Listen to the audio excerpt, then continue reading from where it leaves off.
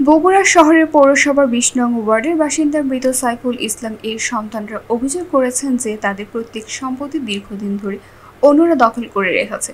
সাইফুল ইসলামের পুত্র রাফিদ আল রিয়াল জানান, জীবনদশায় তার বাবার সম্পত্তি দখল নিতে পারেনি। পরবর্তীতে তিনি মারা যাওয়ার পর সরকারি রেজিস্ট্রি অফিসের মাধ্যমে তার ও তার বোনের নামে খাজনা খারিজ সম্পন্ন হয় এবং ভাগ বাটোয়ারা অনুযায়ী জমি তাদের নামে বণ্টন হয়।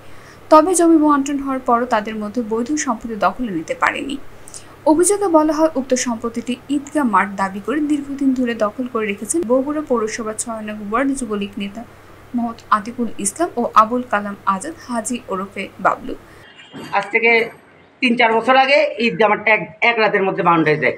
বাউন্ডারি দেওয়ার পরে এখন আমার বাবার অংশটা আমি বুঝে পাই নাই, আমার বাবাকে অংশ দেওয়া হয় না। আমার বাবার খুঁটি এখনও এখানে যদি মাটি খোঁড়া হয় ২-৩ হাত মাটি খুঁড়লে আমার বাবার এখনও ওই জমি আগের পূর্বের যে খুঁটি গাড়া ছিল সেই খুঁটিগুলো বের হবে 100%।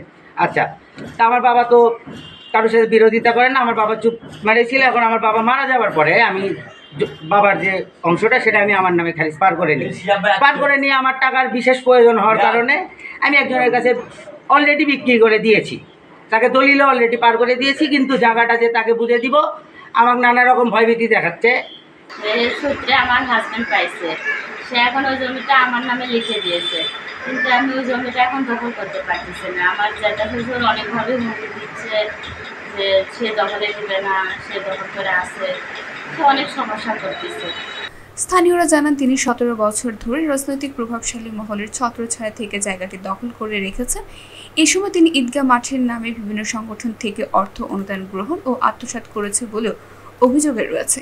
এছাড়া রাফিদ আল রিয়াল দাবি করেন, জমির প্রকৃত মালিকানা ফিরে পেতে তিনি চেষ্টা চালালে আতিকুল ইসলাম ও তার সহযোগীরা তাকে রাজনৈতিক প্রভাব খাটিয়ে বিভিন্নভাবে ভয়ভীতি ও প্রাণনাশের হুমকি দিয়ে আসছে।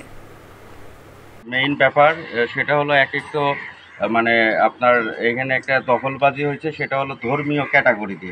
আমরা অনেকেই জানি যে বাংলাদেশে আসলে অনেক জায়গা আছে যে সংরক্ষিত জায়গাগুলা, কেউ মন্দির, কেউ মসজিদ, কেউ ঈদগাহ মাঠ, এরকম কইরা আসলে সেই জায়গাগুলোতে যাতে কেউ ধর্মীয়ভাবে কোনো কথা না বলতে পারে।